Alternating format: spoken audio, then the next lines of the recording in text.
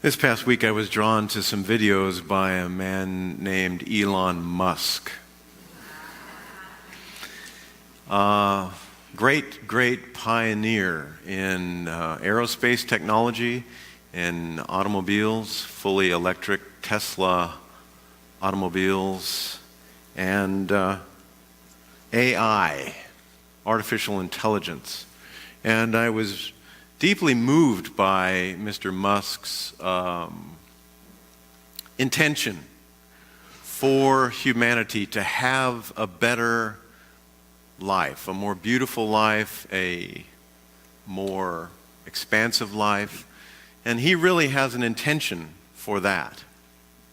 And he also had another piece that he shared, which was kind of a cautionary warning for humanity around artificial intelligence.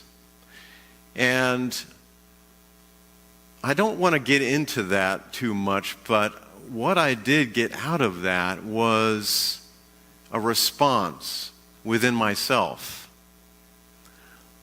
And I named it Staying Close to Our Core, or Your Core, which is the title of my message today. His premise is that his work, his life mission, is to make life better and easier for people. But he also had this kind of subtle cautionary place in his presentations of his videos. So staying close to our core is about utilizing technologies in a wise way. Last week I mentioned or read a couple of poems by Mary Oliver.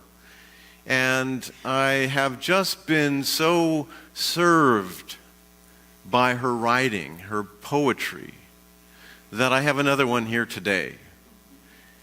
And it's entitled Bones. It's about her when she walked on the shore on the east coast of the United States. Well, I'll just read it. Bear in mind, this is about balance, very much along the lines of our daily word today. Balance of the feminine, balance of the masculine, balance in every area of our life, so that we utilize technology in a wise way. Bone. She writes, "Understand, I am always trying to figure out what the soul is, and where hidden and what shape. And so last week, when I found on the beach the ear bone of a pilot whale that may have died hundreds of years ago, I thought maybe I was close to discovering something. For the ear bone is the portion that lasts longest in any of us, man or whale, shaped like a squat spoon with a pink scoop, where once in the lively swimmer's head it joined its two sisters in the house of hearing.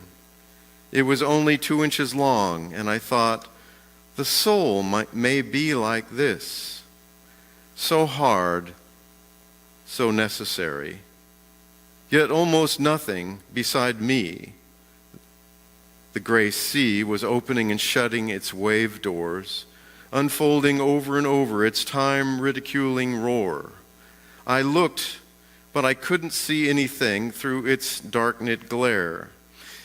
Yet we all know the golden sand is there at the bottom, though our eyes have never seen it, nor can our hands ever catch it, lest we would sift it down into fractions and facts, certainties. And what the soul is, also I believe I will never quite know, though I play at the edges of knowing.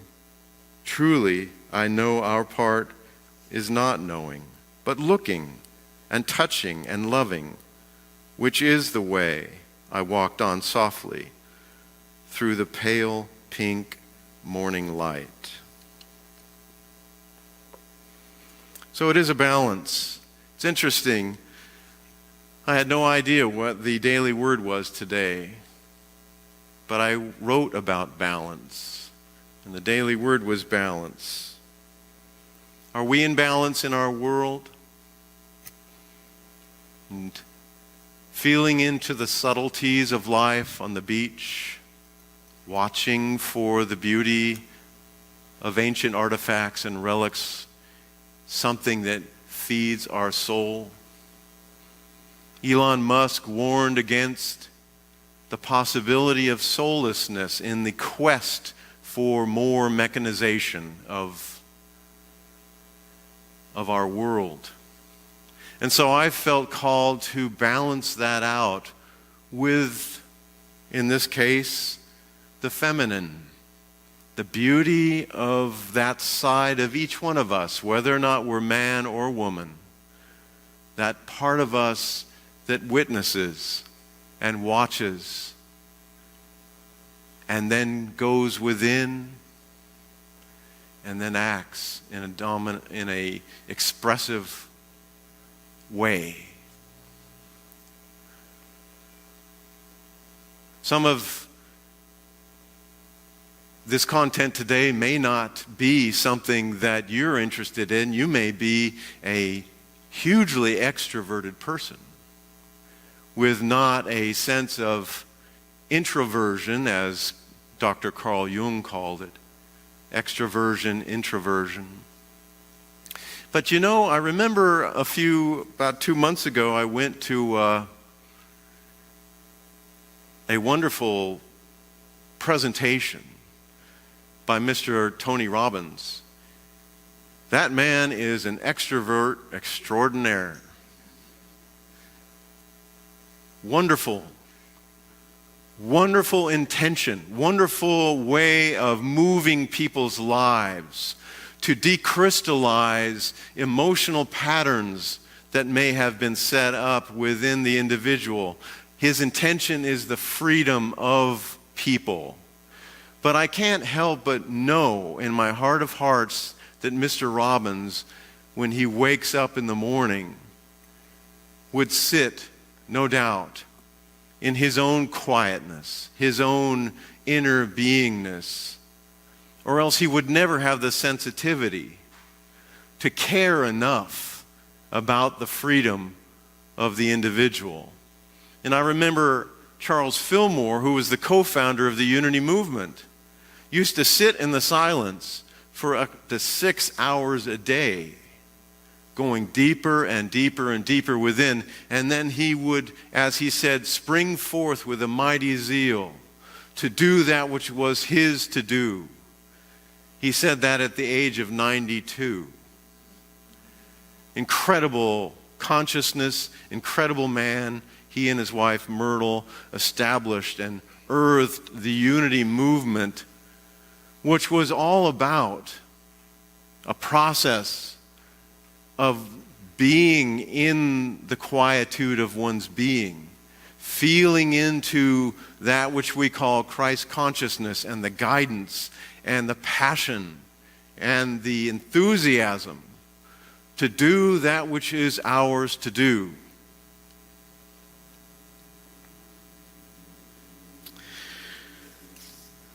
So it's really about what it is that makes us feel the most powerful in our lives. And it's interesting to me, I hope it is to you also, but when there are chaplains available here on Sunday, their training is when they sit with another human being that is going through something, that is standing in the need of prayer, there is an intention to move down into the heart and to claim the intelligence of the heart and to pray from that place with that person. Because from that place, the center of the core of being, of staying within that, all wisdom, all knowing, all appropriateness of the words for the other is available to them.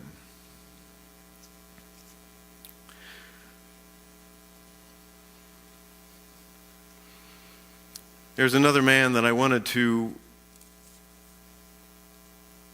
interject into this message today, a profound individual that is very much in contrast to Mary Oliver. But both of them had an intention. Mary Oliver is still alive. She's 83, but Ramana Maharshi passed away from this life in the 1950s. But when he was a very young man, maybe 16 or 17 years old, he went to a place and sat for over 2 years in the quietude of his being and asked a very simple question. He persevered and he said, the question is, who am I? Who am I? And when I think of Mary Oliver, she was no doubt asking the same question. Who am I in relationship to an ear bone of a whale or a bee or a bird or a field or a doe? Who are we?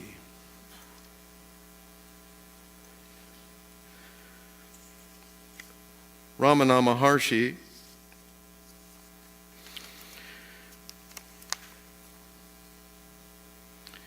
said, no one succeeds without effort.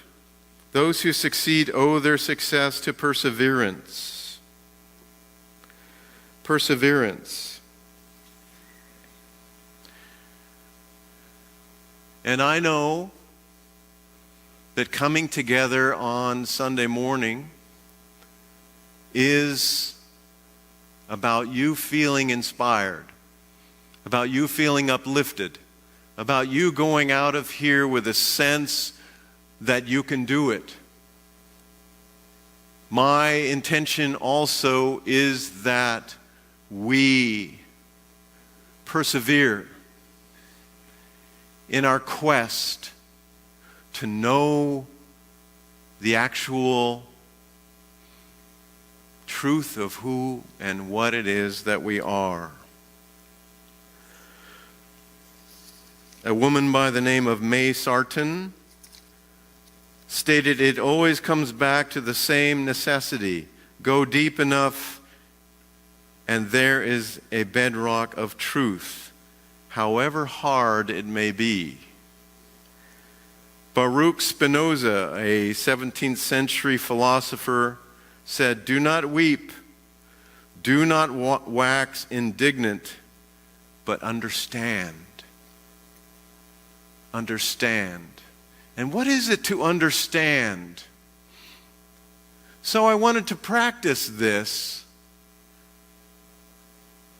If I'm going to stand up here and be an advocate for this process, I need to be walking my talk, which I do to the best of my ability. But when I sat with to understand, these words came to me. I was actually quite pleased with how quickly they came from my, we could call it superconscious mind, or we could call it our Christ self. It was right there. And you know what the first thing it said? There is no death. I was quite taken back by that. There is no death. And then it said, staying in our core is the way of truth, of how to navigate through this life. If we feel lost, we will be found through turning towards our core and living from that place. And then it said, all healing can and does take place from choosing to live from our core.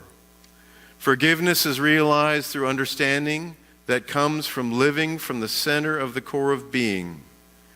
Each of us is offspring of our Creator, and we must honor this and honor all of life. Peace on earth is an outcome of treating each other from this place. So staying close to your core is staying and living from the center of the core of being, your heart center. And if we all did that, we would see each other as souls, and we would never treat each other with indignancy or lack of respect.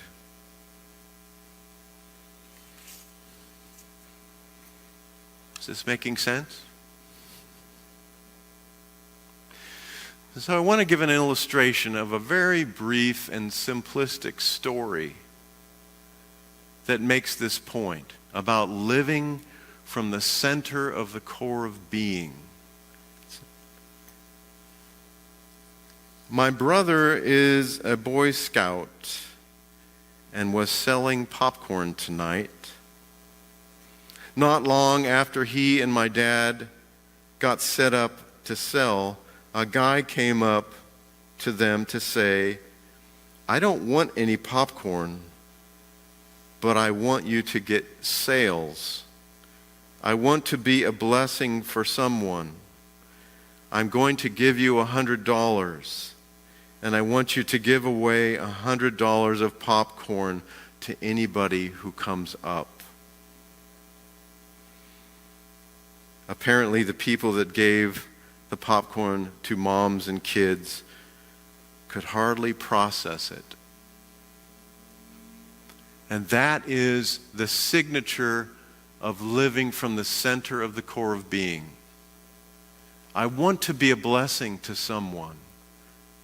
It's not about having enough money to pay for a bag of popcorn. It's living from the place of knowing that I want to be a blessing to someone. To live from that place.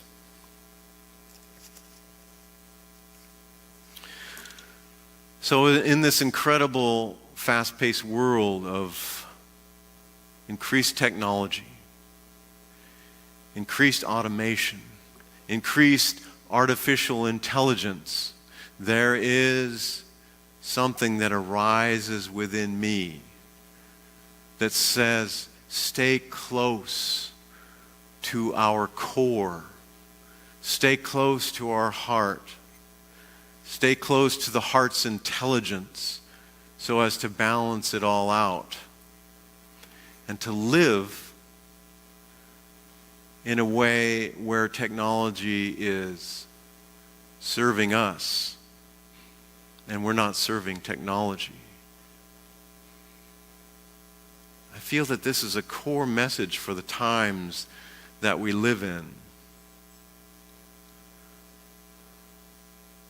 To be a blessing, to go out of here today and have an intention, and this is a call to action of sorts.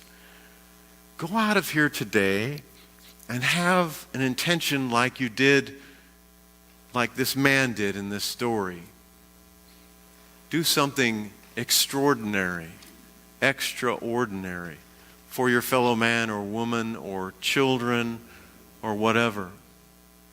And see the shifts that can happen through an act of graceful, loving kindness. I would like us to do a little exercise before I conclude. Have you ever heard of anyone saying, "Thump your thymus for health"? The thymus gland is right here in the center, right up here, and it corresponds really with the heart center. If we thump our thymus, let's do that.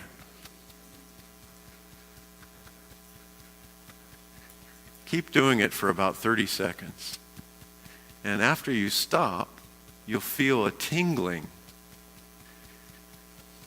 And say to yourself, "I'm willing to allow my heart to open."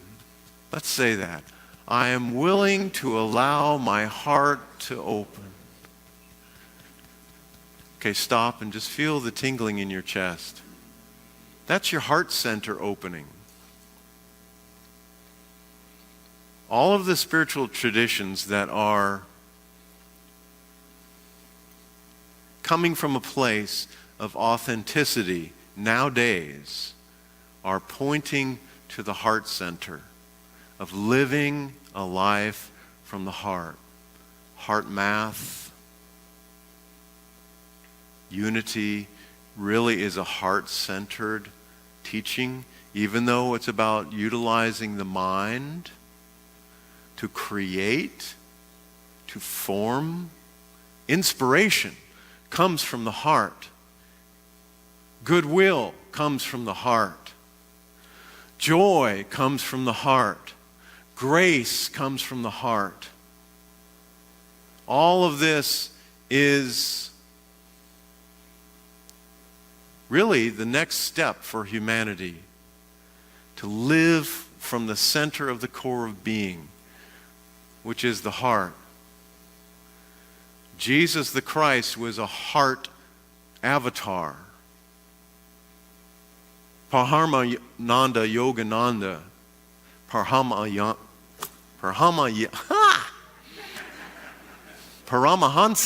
Yogananda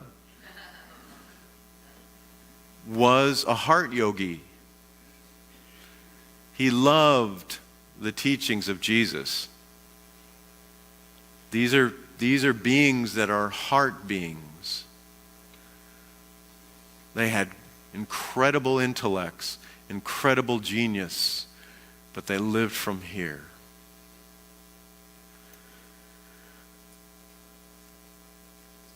So keep it simple. Pay it forward. Do something wonderful for somebody this coming week. That's how we expand the kingdom of heaven on earth. Thank you.